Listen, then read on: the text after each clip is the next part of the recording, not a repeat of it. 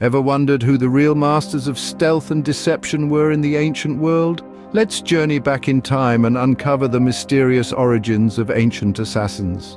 These silent warriors were not only feared for their lethal skills, but also respected for their discipline and dedication. They emerged from various cultures, each with its unique traditions and codes. From the deserts of Middle East to the lush landscapes of India, the seeds of ancient assassination were sown. The Hashashin, also known as the Assassins, were a mysterious group that originated during the late 11th century in Persia.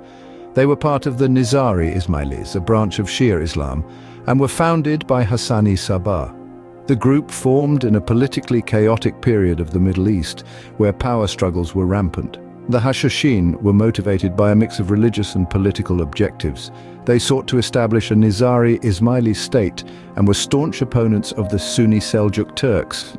Their ideology was deeply rooted in their interpretation of Islam, and they aimed to defend their beliefs and expand their influence. The Hashashin were known for their strategic use of stealth and surprise.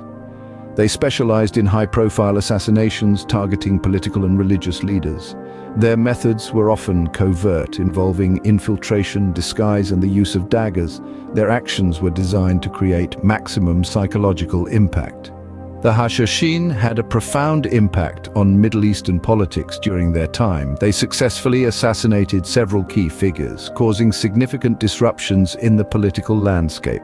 Their reputation for fearlessness and efficiency in killing made them both feared and respected.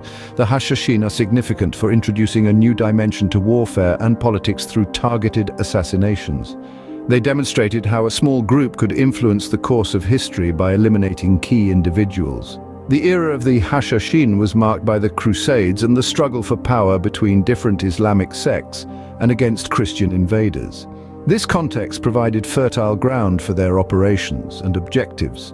Their tactics included meticulous planning, gathering intelligence, and exploiting the element of surprise.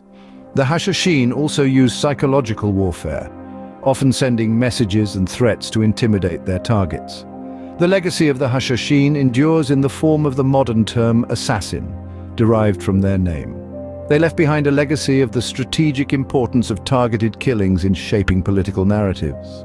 The ninja, or shinobi, emerged in feudal Japan during the 15th century. Their origins are somewhat shrouded in mystery, partly due to the secretive nature of these warriors. They are believed to have originated from the Iga and Koga regions, where people developed unique warfare skills in response to their local geography and political situations. Ninjas were primarily motivated by survival and service. Unlike the samurai who adhered to a strict moral code, ninjas were often commoners or disaffected samurai who used their skills for espionage, sabotage, and assassination to serve their employers. Their motivations were more pragmatic than ideological, often revolving around financial gain, loyalty to their feudal lords, or personal survival. Ninjas were masters of guerrilla warfare, espionage, and assassination.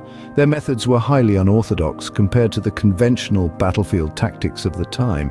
They employed a range of weapons like shuriken, throwing stars, swords, and blow darts, and were skilled in various martial arts. They were also adept in disguise, stealth movement, and escape techniques. The impact of the ninja was significant in the power struggles of feudal Japan. They played crucial roles in intelligence gathering and influenced many key battles and political events through their covert operations.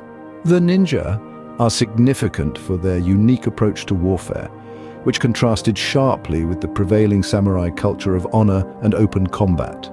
They symbolize adaptability, resourcefulness, and the strategic use of information and stealth in conflict. The era of the ninja was marked by continuous warfare, social upheaval, and shifting allegiances among feudal lords. This tumultuous background provided a perfect environment for the rise and employment of ninja skills. Ninja tactics included espionage, sabotage, infiltration, and targeted assassinations. They relied heavily on surprise, intelligence, and adaptability, often using the environment to their advantage. The legacy of the ninja continues to captivate the imagination today. They have become iconic figures in popular culture, representing stealth, secrecy, and the mystique of the martial arts. Their influence extends beyond historical study to influence modern military tactics and espionage strategies. The Sicarii, meaning dagger men in Latin, were a group of Jewish zealots who lived during the 1st century CE. They emerged during a time of intense political and religious turmoil in Judea, which was under Roman occupation. The primary motivation of the Sicarii was the liberation of Judea from Roman rule. They were radical nationalists who also targeted fellow Jews whom they perceived as collaborators with the Roman occupiers or as not sufficiently zealous in the fight for freedom. The Sicarii employed stealthy assassination tactics. Their signature weapon was the sikha, a small concealed dagger. They would mingle with crowds during large public gatherings such as religious festivals to assassinate their targets, creating panic and confusion. The actions of the Sicarii added to the social and political instability of Judea. Their assassinations provoked harsh reprisals from the Romans and escalated tensions, contributing to the outbreak of the First Jewish-Roman War. The Sicarii are significant as one of the earliest recorded groups to use targeted assassination as a tool of political resistance. They highlight how underground movements can challenge dominant powers in asymmetric warfare. The period of the Sicarii was characterized by Roman occupation and the struggle for Jewish independence. The political and religious oppression experienced under Roman rule set the stage for the rise of radical groups like the Sicarii.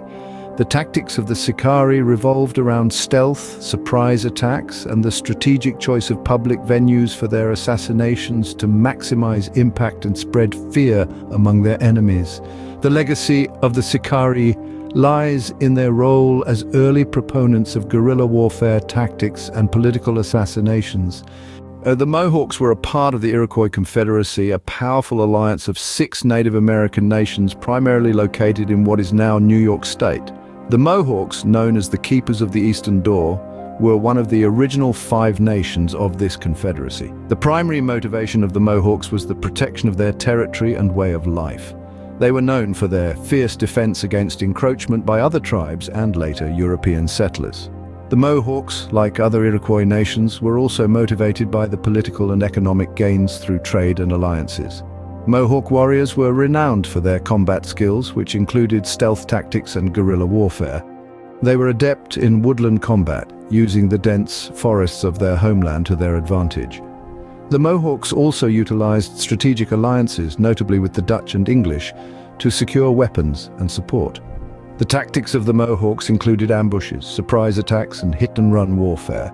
They excelled in using the natural terrain to their advantage and were known for their mobility and speed in combat. The Thuggees were a secretive cult that is believed to have existed in India for centuries, possibly as early as the 13th century. They were a group of professional assassins and highway robbers who operated across the Indian subcontinent. The Thuggees were motivated by a combination of religious beliefs and economic gain. They worshipped the Hindu goddess Kali and believed their acts of murder were a way of honoring her. Financial gain was also a significant motivator, as they often robbed their victims. The Thuggees were infamous for their method of strangling their victims, usually travelers, with a rumal, handkerchief, or noose. They were masters of deceit and disguise, often posing as friendly fellow travelers or guides to gain the trust of their victims before attacking them. The period of the Thuggees' prominence was marked by political turmoil and the fragmentation of power in India, conditions that allowed such a group to thrive. Their story unfolded against the backdrop of the rise of the British East India Company and the eventual establishment of British rule. The tactics of the Thuggees involved blending in with society, careful selection of victims, and a methodical approach to murder and robbery. They traveled in groups and used well-planned strategies to execute their crimes without raising suspicion. The legacy of the Thuggees is a complex one. They have become a part of Indian folklore and British colonial history, often depicted in literature and films. Their story raises questions about colonial narratives and the intersection of crime, religion, and culture. The Fidai were a specialized group within the Ismaili sect, closely associated with the Hashashin, or assassins of the Middle Ages. Originating in the late 11th century, they were a part of the Nizari Ismaili state, which spanned parts of present-day Iran and Syria. The Fidai were primarily motivated by their religious and political allegiance to the Nizari Ismaili cause. They were staunch defenders of their community and its interests, often engaging in missions that were considered suicidal to protect their people and beliefs. The Fidai were known for their willingness to sacrifice their lives in the course of their missions. They carried out targeted assassinations of political and military figures who were deemed as threats to the Nizari Ismailis. Their methods were marked by a combination of bravery, close combat skills, and the element of surprise.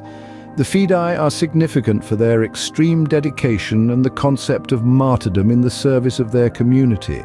They exemplify the use of targeted assassination as a means of political and religious struggle. The tactics of the Fidai included stealth, disguise, and the strategic use of suicide missions. Their operations were characterized by meticulous planning and a deep understanding of their targets.